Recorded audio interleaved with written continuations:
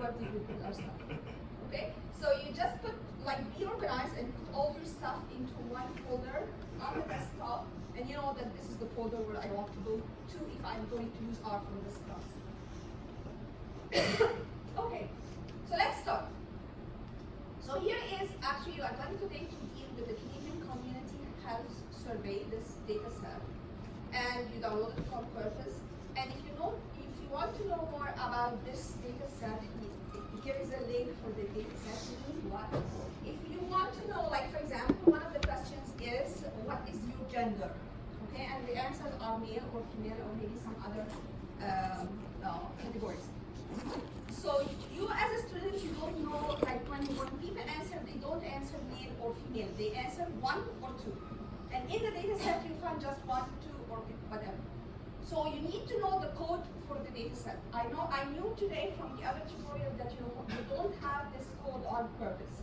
So I make sure to get it and have it uploaded on Purpose for you, because that will help you interpret the results. Okay, so that if you know that 1 is male and 2 is female, you say that the males are more than the females in whatever. If for any reason you have an assignment and you have no idea about the code, just say 1 is more than 2 by whatever, even if you don't know what is 1 and what is 2. But I definitely make sure that you have the code for all data sets that you need. The code for the data set meaning, what is the meaning of this variable, and how it is coded. Like if people pick different choices, what does each choice mean? Okay. So here is actually the first example. Produce a frequency table for the following nominal variable. You have a mood disorder, and this is actually the name of the column for this variable in the data set. So we have different rows. Each row is for a certain individual. And we have different columns, so each column is for a variable, or actually basically a question that was asked for this individual. So for example, if I ask gender, gender will be in one column. If I ask different people in this classroom, each one of you will have a different row on the data set. Okay? So here we are going to run or produce a frequency table of the number of people who have mood disorder. So the question was, do you have mood disorder or not? And basically the question was here, do you have a mood disorder such as depression, bipolar disorder, mania, or dysthymia? I don't know what this is.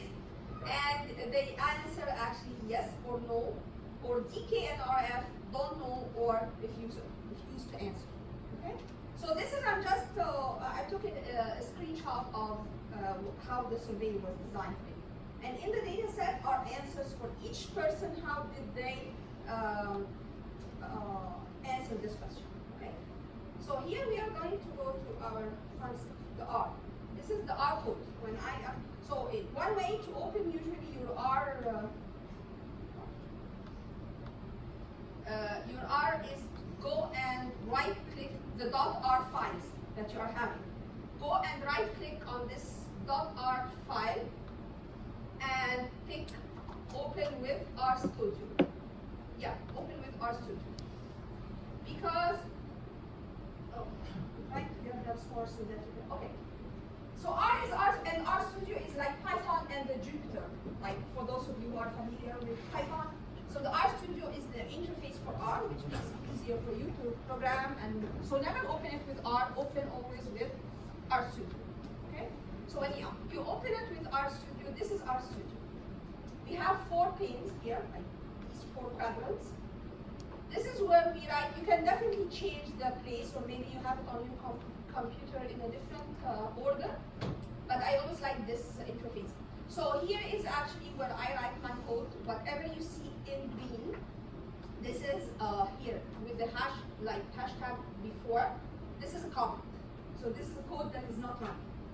The code that is run is in black and no hashtag before. Okay? So this is one thing to know. The other thing is when I run my code here, the answers will show here.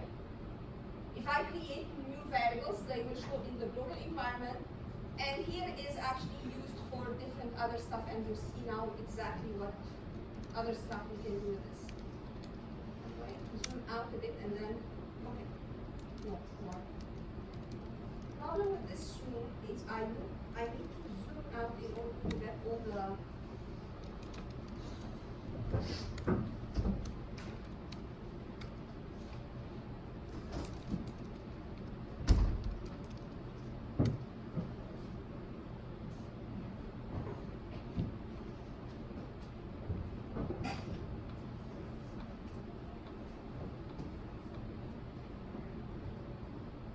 Okay.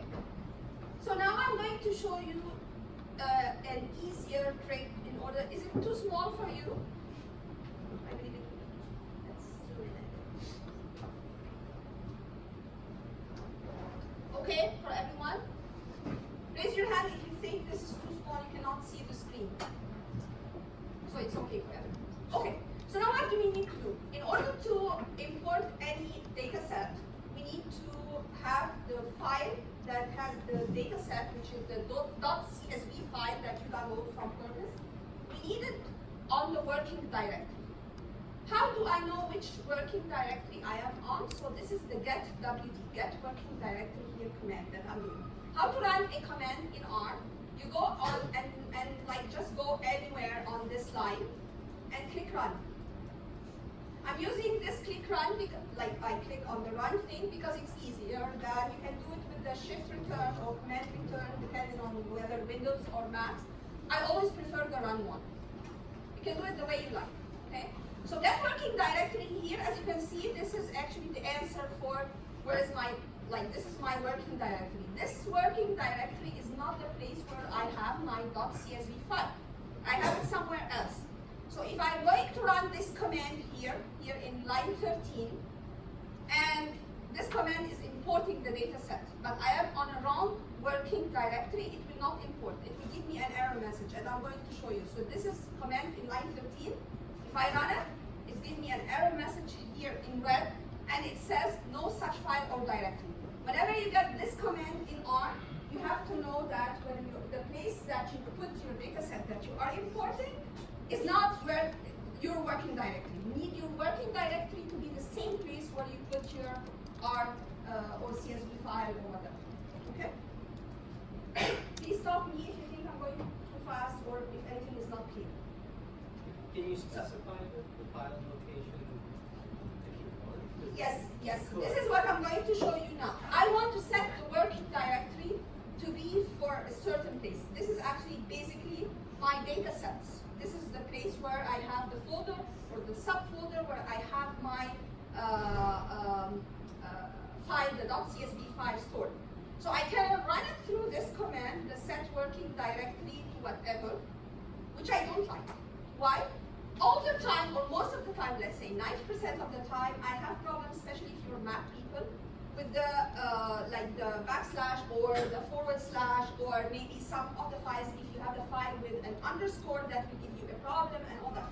So I'm going to show you a trick now, and you can write after me because this is not written here, on how to set your working directory in a very easy way. So here, do you see the fourth quadrant? The one here, follow my mouse, huh? The one that is on the bottom right. You go here, and you click on the three dots. Go to directory, okay? And you have to be in the files tab, not the plots or anything, files. Click on these three lines. It is going to open your computer for you, okay? And you go and see where did you, so usually it will be on your desktop in a subfolder. You go into this desktop and the subfolder and click it and click open. But because actually I have it here, and then I'm going to.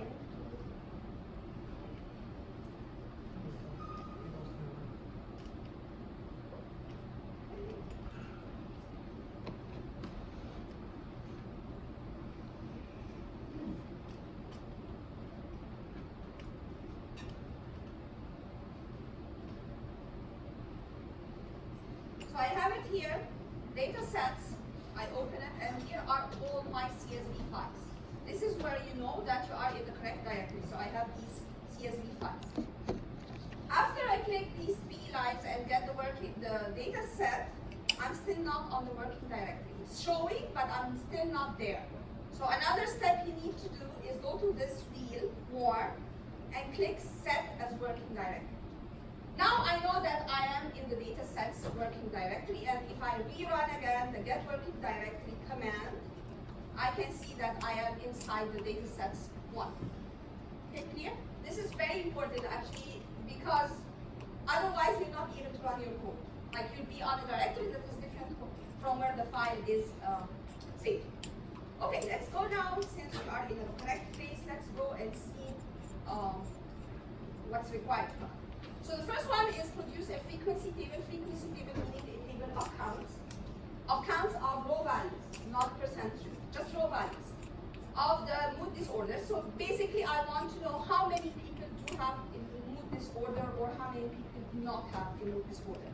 So here is the code I do.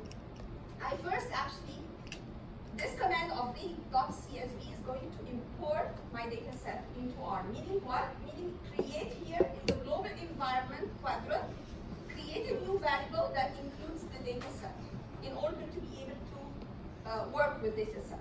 So if I'm going to run here, go there and click run. Did you see here? CCHS, I'm having 1500 observations of 50 variables. Meaning I know that I have 1500 rows, meaning 1500 people answer, and 50 variables, I ask them 50 questions. Each one is about a different thing. What is your gender? Do you have a mood disorder or not? Each one of them is a different column. So the first number is the rows and the second number is the columns. Okay? Now I want to know the class of this data set, meaning basically the type. So you know that the data is of different types. You have types that are numeric, integer, character, whatever. Okay? So this is now is a like some sort of table. So what is this called now? Here I run class, and this is basically a data frame. So any data set in R that is imported in the form of a table would be a data frame of class data frame. Yes. But what Can you please raise your voice? but what my record shows like cannot open the connection. Cannot see. Cannot open the connection. Because cannot open a connection is something that is not related to the code. I've never had Okay, no that problem. experience. I had students in the other class, they had to reinstall R. What I suggest, like just let me know the error. If it's something that is related to installation of R, just follow up now. I'm Don't following miss. up, but like Yeah, I understand. Don't miss because of just one error you get. Okay. And then we'll talk about this later for sure. Okay? So now I want to explore this data set. Two ways to do it. One way is just go here and click on the data set. And you can see the data set. Here are the rows, and we go from 1 to 1500. And here are the columns, the different columns. Or the other way to do it, I just want, okay, 1500, I cannot see 1500. So I'll just write a command of head of the data set, and it will show me only 6 lines of the data set. Okay? So here, 6 lines only of the data set. This is to explore it, to know, just for you to know what it is. And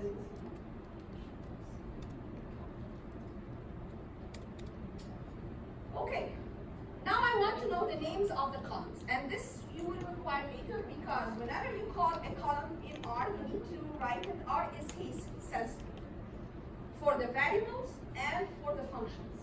So if you write a variable in a wrong way, that will be a problem. So that's why sometimes you need the column names. So column names here is an important command you need to know, and here are all the names of my columns. Okay. Now strcchs is actually giving me more information. What it is, so the structure of the data set. So here it's also giving me the 50 columns that I do have. But not only the column, it's also the type of each variable inside this column. So the first one is an integer. I have here some numeric. And if you scroll over them, you know that most of the variables are either integer or numeric. And it's also giving you some information about the first values inside each column. So you just, all of these are ways to explore your data. Just to know what they are. Sometimes you have something that is in form of character and you want to switch it to be numeric, so you need to know that it is in form of character. And this is what the structure command can help you with. Okay, so let's create our first frequency table. So here, the table counts, here the the word counts, this is a variable. And this is the way to assign variables in R. Variable means something you can vary. So counts is something that you can write X, Y, whatever. You can change it, okay? This is the way we assign variables in R. You have the smaller than and then the dash. You can also do it with an equal. Sometimes for some commands the equal doesn't work well. So familiarize yourself on this way of assigning R. Okay, like this, whatever, smaller than and then dash. And I'm asking, actually, this is the way to introduce a column in R or to write a column. So you put the name of the data set, a $sign, and then the name of the column. And you need to make sure that the name of the column is spelled correctly. That's why I told you sometimes column names is a very useful one because you just go and copy paste. Okay. So here is the counts table. It shows here that I have a certain table, but I don't see my table yet because I didn't call it. So just to call it, just write counts. Okay, so here what do I have? I know that one is, and I wrote this for you in the docs. One is the code for yes, I do have a mood disorder. And two is the code for no, I don't have a mood disorder. So I know here what? That 131 people said that they have a mood disorder, and 1,369 people said they don't have a mood disorder. It's a very basic frequency table. Okay. Okay, I want something more. I don't want them in raw values. I want them in form of percentage or proportions. What's the difference between proportion and percentage? Okay, proportion is a different decimal number. So let's say 0.25 is a proportion. Percentage you multiply it by 100. So 25% is the percentage. The prop.table command in R, this is actually going to give you the proportions. In order to get them in percentages, I multiply by 100. Okay? So that's why I'm doing it here. So proportion table times 100, I know that 8.7% do have mood disorder, and 91% do not have mood disorder. And you can double check. Just do 131 over the total, you find that it is 8.7, and 91% the other one. Okay, now I want one further step. I want to know how many females do have this mood disorder and how many males. So I'm adding another variable here. I'm adding the gender variable. So how to do that? Same command like the other one with the table. And the first argument will be the column name. And the second argument is actually to be gender, which is for this data set, this is the column name for gender. So count by gender is going to give me a table that looks like this. Okay? And I know, and I wrote this for you in the docs file, that one is for male and two is for female. Okay? And how to read this table? The rows are the mood disorder and the columns are the gender. How did I know that rows are mood disorder and columns are gender? Because of the way I wrote it here in this command for table. The first one will be the rows and the second one will be the columns. Clear? Okay. So now let's say I want to get the proportion. I'm skipping this slide 52 and 53 and then go back to that. But let's get the proportion table for counts by gender. I go and run it. So here is the proportion table. Can anyone tell me actually what does the 0.02 mean? And let's say I didn't here multiply by 100, but let's say I multiplied it by 100. So that would be a 2%, and then this one would be a 6%, and this one would be 42%, and this one would be 48%. Can someone tell me what this 2% here means?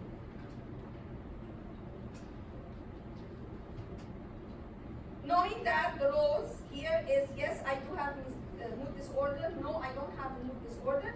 One here is male and two here is female. So what's 2% is? 2% start with the rows. 2% of those who had mood disorder were males. So always start with, in interpretation, start with the rows. Rows, I know this is mood disorder. 2% of those who have mood disorder were males. 48% of those who do not have mood disorder are females. Got it? This is how to interpret it, okay? So now what this thing is about, like this one margin table. So let's say I want to go the row frequencies, just the row, mood disorder. In order to do row frequencies, I write here 1, and in order to do column frequencies, I write here 2, and that will be clearer when we run it. So if I run margin.table counts by gender, I just want the first, which is the rows, which is the mood disorders. And this is, if you remember, the same numbers that we got when we were just running mood disorders. Okay? If I want to get this one, so I have here 131 with mood disorder and 1369 without mood disorder. If I run it for the columns, I would actually expect only to look at the gender. So I know that I have 668 males and 832 females. Just by changing the number that is here, and the function is here now not only table, it's margin of table. Okay? So the reason that you do that is so that you don't have to continuously write like that same code that you created. It depends on your question. So if someone is Like, so I asking, don't have to make a because I don't have to then make a gender table to look at it by Yes, gender. yes, I can yes. make a gender by, I can make the matrix and then I can look at like the columns or whatever. yes, exactly. And it's always the question. What the question is asking you is only asking about gender. You don't need to create the whole You table. don't have to do Just that. create the columns table. Okay. Now let's have some nice charts. So here we are going to learn how to do a bar chart and a pie chart. So this is how to do a bar chart. This is bar plot. So I'm going to do a bar chart of the counts table that I just created. The main title will be this thing, and the X tab, which is the X label for this bar plot, is going to be the number of persons with mood disorders. And when I run it, it comes here. The plots come here. So here is the title, here is the X label, and I know that this number, which is the 131, sorry, these are those with mood disorder, and this number 1369 is those without mood disorder. This is in the form of a bar plot. Now let's say I want a pie chart, but I want a nice bar chart that will tell me the labels without 1 and 2. So I create some variable that is called labels, and the C here is when I create a column or something, many variables together, I put them in an array. So here I'm creating a variable called labels, and it has yes or no, and then there is a command called pie, and I enter also the first thing is the variable, the table. I put the labels, I put the name, which will be the title of this pie chart, and when I run it here, I get it. So this is the 1369, and this is the 131.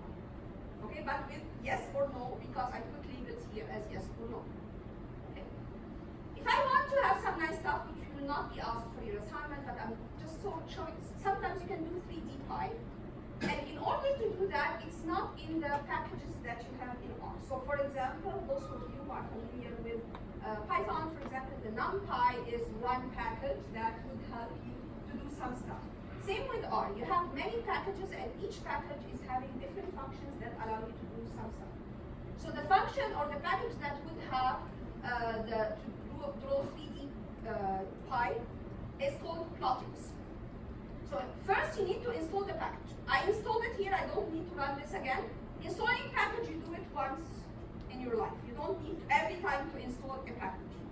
But every time you are going to use this package, you write library plotters, which is basically calling the package in order to run it or to do whatever you want, okay? And here is the command for drawing 3D pie. So this is basically 3D pie. Yes? Do we have to install the packages again and again or just once? Once. You just install it. This is why I didn't run the code for install package, because I did it before at home. So installing packages only once, or if you you deinstalled R and you reinstalled R again, the packages will be lost. Okay. So this is drawing 3D pies. Okay. This one I'm not going to run because this is basically example 2 is basically what we did before, but with a different variable. So I'll leave this for you to run later because I want to show you some other stuff. Okay, 5.3. Histogram now. Here I am in line 67. Okay? The histogram. Produce a histogram for the following interpolation variable. Number of years smoking, and here is the label for this column. So here is creating the histogram. Just write hist, and this is the way we always write column names in R. First the name of the data set, and then a $sign, and then the name of the column. So when I write the histogram, this is what I get. Terrible, most terrible histogram that you ever get. Because it is showing me, can you guess what it is? Like from this histogram, what it is showing me? What is this big line on the right? Here. This is showing me that most of my variables are somewhere here. Okay? And the rest of the variables, very little, like little ones, like let's say 300 of the variables are in this area, which I don't like to have. Okay, I want histogram that looks like a proper histogram. So it looks like this column is having some problems, and let's try to figure out what is the problem. So here I do the head, which is going to show me first 6 of this column. So I can see 996, 996, and it's repeated many times. So it looks like this big column is the 996, and this is why you can see it towards the 100. What is 996? Any guesses? Right? Outlier could be because it's a very big number, but okay, so here in data sets, sometimes people refuse to answer, or you have missing data. So when you have missing data, you cannot just leave for the sake of calculating the mean or whatever, you cannot just leave missing data like that. So what these people did is they actually changed the missing data to be a 996. Usually they look at the range of the data, so let's say my data here is between 0 and 70, I look at the range and pick a number that is hugely far from this one, which is the 996 that you can see. So when you see a number in your data set that is hugely away from the rest of the data set, start guessing that this could be a missing variable that was recoded to be a large number. So I don't want to see that now. I want to remove these numbers and put them, like show it without the missing variables. Yes? Sorry, do you know the number is 96? Okay, so when I actually run the head of this one, the last command that is on line 70, it was showing, if you run this command, it's showing, like here, follow the mouse. So it's showing me 996, 996, 15, 996, 41, 996. That means that inside this column, I have a lot of 996, okay? So this is how I knew it was coded as 996. And also another way to see it is when I go to summary of this column, specifically this column, and I run the summary of it, I can see here that I have the minimum of the column is 0, the maximum is 996, and the mean is someone here because this 996 pulled it. So there's something going wrong with this one. So here is a command. I'm not going to tell you details of how to write this command, but this is basically what it is doing. It is extracting the missing variables from the column and putting them in a new variable called x. So I want to draw a new histogram without missing variables. So what I am doing, I'm calling my original column and I'm asking it to give me those variables which, here, those variables which have a number or a value not equal, which is the exclamation mark, and equal is a not equal in R, not equal to 996. So what the new array that I'm creating is a new array that will not have any 996 in it. Okay? And this is how to write it in R. So here I run this command, the x is created here, and if you look at the x here, I don't have any 996. Just remove them. And now when I draw my nice histogram, it will be a proper histogram without these two bars. Because all of these are the ones that I saw before in the other chart, the small bar. You remember there was a small bar and a very big bar? So these are the ones that are the small bar. Okay? Yes. And summary of x here is now showing me a proper summary for x. I know that the minimum is 0, the maximum is 68. This is some old guy that has been like 68 years smoking maybe. And the median median is 30 and the mean is 29. Yes. So I don't understand why, like, does R not handle null values correctly? It does handle the NA, but some And actually is it NA or NA is it is null? yeah. Null is not NA. NA is missing. No, yeah, Null so is I'm asking null. yeah. Null it does handle null, but with some I get with crappy data, you don't have Sorry? nulls, but I get with bad data, you don't have nulls. But like, if I was building this data set and I would not put 996 for value, I put null as a value. No, like not even not applicable, it's null, it's value. yes. If you don't enter anything, this null R will interpret it as NA. And you have a problem with the mean. If you run mean for this column with these NAs, you'll have a problem. You'll get an error. You cannot run So this it way. can't handle nulls because it creates them as NA? For some functions, it cannot handle them. Yes. For some functions, it cannot handle them. So because- you must provide them with an invalid value to exclude. Yes, you must provide some cleaning of the missing variables if you are using functions that do not deal with missing variables. Because some other functions, they do deal with missing variables. Like if I could create a histogram with missing variables, it will create a histogram, no problem. But like if I didn't have this 996 and I just left it like this, not NA, which is basically the null thing, it will create the histogram. Mean, it will not do that. So for some functions it does it, and for other functions it doesn't. And that's why I always need cleaning for the missing variables. Always with all. Yeah. Okay, now I want to add some features for the histogram to have it as a nice one. So I'll add a title. I'll call the XLab, call it years. I want to have a border of blue and the color of green, and I want to limit it between 0 and 70 for the x-axis here, 0 and 70, okay? So if I run this one, this is the histogram you get. Green histogram with whatever. Okay?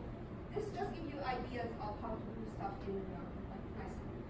Anything that you don't know in R, like let's say you don't know the function of histogram. So you do question mark, hist, and here it is, and run it, and it will give you here whatever is needed for this function. Okay, and all the arguments that you enter, arguments are the things that you enter between parentheses for the histogram. Okay, now let's go for the measures of central tendency and then the measures of dispersion. And here we are going to deal with the different data set, which is the general social survey data set. Same idea, asking people questions and they answer. Okay? So I'm going to run it. I have it here. It shows in the environment. Whenever you run importing a new data set, just make sure that you get it. Here I want the mean of a certain variable or a certain column, which is the number of hours per week spent watching TV. And I want the mean for this variable. So thankfully, because R is an open source, so we have some nice people who created some functions for us. Mean is one of the functions that were created for with R. Okay, so we have it as a function. So here the mean GSS, anything that is on the left of the assignment, like whatever remark, like here, anything on the left, this is a variable. You can change it. You can put X, you can put Y, whatever you like. Anything on the right, which is the function or the name of the column or whatever, you cannot change it. Like this function, especially mean, is not to be changed. Definitely name of column, this is something you can change if you pick another column. Okay? So here is the mean, and I get the mean here, 14.3. If I want to show it, I just write mean GSS and it will show on the screen. Okay? What is the median? Also, we have a function for the median, which is good. So same idea, instead of the word mean, I put the word median. So this thing that I'm highlighting is something that is the function in R you cannot change. This is how to do the median, sorry. So here the median is, sorry, because actually I highlighted and I have to not highlight a certain part, huh? That was the error. So this is the median, and here is the median is 10. Okay. Now for the mode, unfortunately I don't know why, maybe you will be the person to do that. They didn't create a resonate function called mode. So this is the function. In order to get the mode, I'm inviting you to use this function. Here I am calling a function, and because this is not programming, so I'm not going to show you how to do the function. one in blue here, this is the way to write the function. That will take x as a variable and do this on x, which is basically getting a mode of a certain variable and return the mode. Okay, so here I'm going to run the function. The function starts here and ends with the curly bracket. So that's why I highlighted the 3 or 4 lines together and I run it. Okay, I didn't get anything because I just created a function. I didn't use this function yet. So if I want to use this function, this is in line 103. This is where I use the function. So I actually call the function in the same spelling that I created it, and I enter a column for this function because x is the column that I enter. Okay. So the mode of this one is 10. Okay, it's going to give me mode of 10. Whenever you are asked for your assignment or whatever for a mode, I invite you to go and just copy this function, just copy it as is, and then use it with a different column, because you will be asked for a mode of a different column.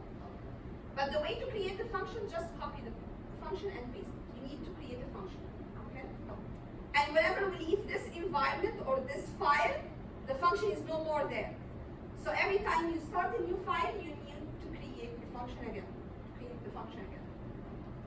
Okay, so now a question is asking me, what is the distribution of the number of hours per week? Meaning, mainly, is it the normal distribution? Is it the right skewed? Is it the left skewed? So normal distributions, they look like a bell curve. Okay, so you have something like a bell with 2 tails. Right skewed distribution, it actually starts like this and then with a very long curve on the right. And the left distribution is also a curve but with a long tail on the left. Left skewed. How do I know left skewed or right skewed? If the mean is greater or bigger than the median, I would expect this to be a right skewed. Why? Because the mean is pulling the mean. So that's why I expect it to be right skewed. So here I'm actually checking. I'm asking R, is the mean greater than the median? And it is saying true. So I would expect that when I draw it, it will be a right skewed distribution. So when I draw it, how to know right skewed? I draw a histogram. So I draw a histogram of this column and it is showing me, yes, a right skewed. So I have it here, most of it, and I have a long tail here. Okay? So this is a right skewed distribution. This is not a normal distribution. So now for the measures of dispersion, which are the range and the variance, the standard deviation, and all this stuff. Okay, that you know. So I'm asking what is the range, meaning what is range? Difference between maximum and minimum. We took that in high school, not in theoretical class with the Shira. I know that everyone took in high school what is the range. Difference between the minimum and the maximum. So here I'm asking, and there is a ready-made function in R called range. Okay? So I'm asking R to put the range, and it gives me here, not really as I expected, the difference. It gave me 2 numbers. The first number is the minimum, and the second number is the maximum. So what I'm actually doing here, if I ask y of 1, that will give me a 0. So if I want the range, I'm going to do y of 2 minus y of 1. And I put them in square brackets. Okay? So here it's going to give me the range, 998. And if I want to check the minimum, this is min. And if I want to check the maximum, this is max. Okay? So I know that my range is correct. Maximum minus minimum. Okay, variance and standard deviation. Also very easy in R because we have 2 different functions. One is called var for variance and the other one is called SD for standard deviation. So var of GSS, this is going to give me the variance and I have it here. The number shows on the right. And SD is actually the standard deviation and I have it here. And to double check, I know that the standard deviation is always the square root of the variance. So I want to double check that. I write SQRT, which is square root of the variance, and is going to give me the same exact number that was for the standard deviation, which is 130. Clear? Okay. So now let's go into quantiles and quartiles and this stuff. You took the 5 number with GFR, minimum, maximum, median, all this, and the quartiles, 25% of the data lies where and all that. So let's try to do that.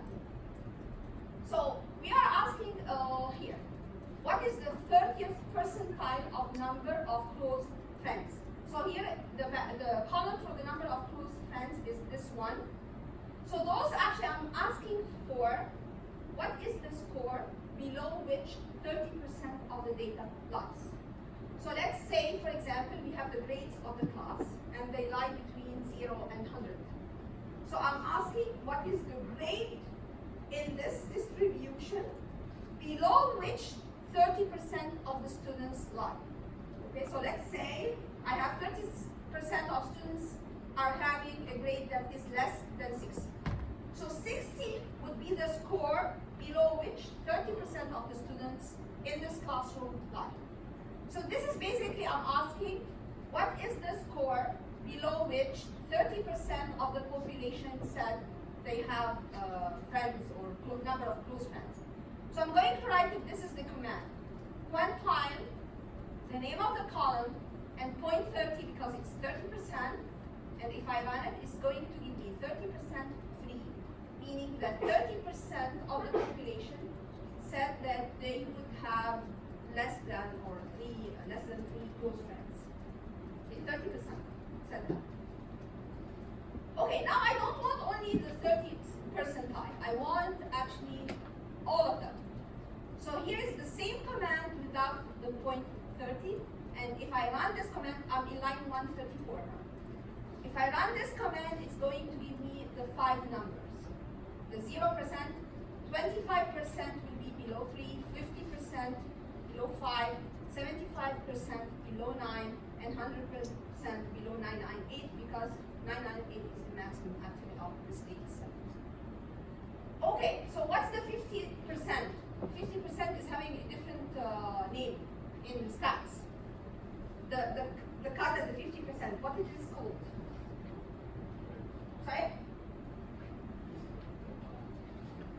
Median, thank you. So the 50% is basically the median of the data. So if we run it actually here, the 50% for this column, that would be 5, which you can see here. If I run the median function, it's the same like the 5 here that is for the 50%. Okay, got it? Now I want to create 2 box plots, and I'm showing you I'm creating these 2 box plots. One is for the number of close friends, which is the 100C1, and the other one is for the hours spent watching TV, which is the 300C. So let's create the first box plot. Terrible box plot. Why? Any guesses? Why do I have this type of box plot? Okay, because here, 2 things. I have an outlier, so this outlier needs to fit in the chart. And in order for this outlier to fit in the chart, I'm showing it, so I'm having a range here that is 0 to 1,000. So that's one reason. The second reason, it might be the interquartile range, the difference between the minimum and the maximum, which is showing always a good box plot, is a very small one. So that's why I have like a type of box plot that is collapsed on each one. So let's draw the box plot for another column that would show nicely. So here is a proper one. Because I have a bigger interquartile range. And if I want to check that, I want to calculate the interquartile range. So I have this function called IQR for interquartile range, and I'll run it for these 2 different columns. So for the first column, it's 6, which is a very small interquartile range, and for the second column, it's actually basically will be bigger as we expect. And that's why when I do the box plots for the second one compared to the first one, I had a better interquartile range, or a better box plot. Clear? Okay. Yes. There's a slight difference between lours and hours, I think. Can you raise your Sorry, there is a slight difference, I think, between lower 5 and hours. Sometimes I can see some, This one you don't have, 2D you don't have? the second interquartile thing we don't have. I mean, I don't know. Yeah, okay, sorry. So one of the things, actually sometimes I just add information when I'm preparing the last minute of add explanation. It will not change anything for you. It will not change anything for you. It's just the same command, but with a different column, okay? You don't have to worry. If you follow me and you don't find something, you find something that is not there, you don't need it. It's just for extra explanation that I added at the last minute. You really don't need it. It's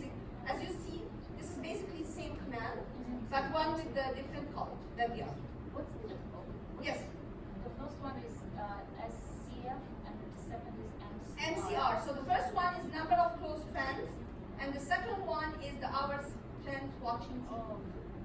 Okay? Oh. I'll definitely put on purpose the code for you. So whenever a column you don't know what this is about, you go back to the code and I'll show it to you here. I have it. I'll just show it to you how it will look like. I hope that we don't have to share this one with you because this is the worst one. I hope that maybe it's in your books. What type of book you are using? You don't use a book for this class? Okay. We could use any of 4 books. Okay, so I'm not sure where these things or pictures are coming from, but this is what you are going to see.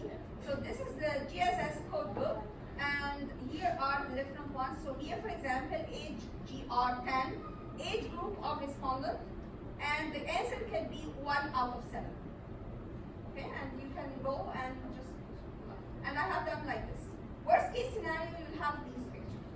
If you have a proper one, I'll definitely share it with you. But worst case scenario, I'll share this with you. Okay, I'll just have to check with Gia and all TAs from last year. Okay, so this is basically it for today. If you want to, we have still 4 minutes. If you want to practice example 2 on your own and try to work with it,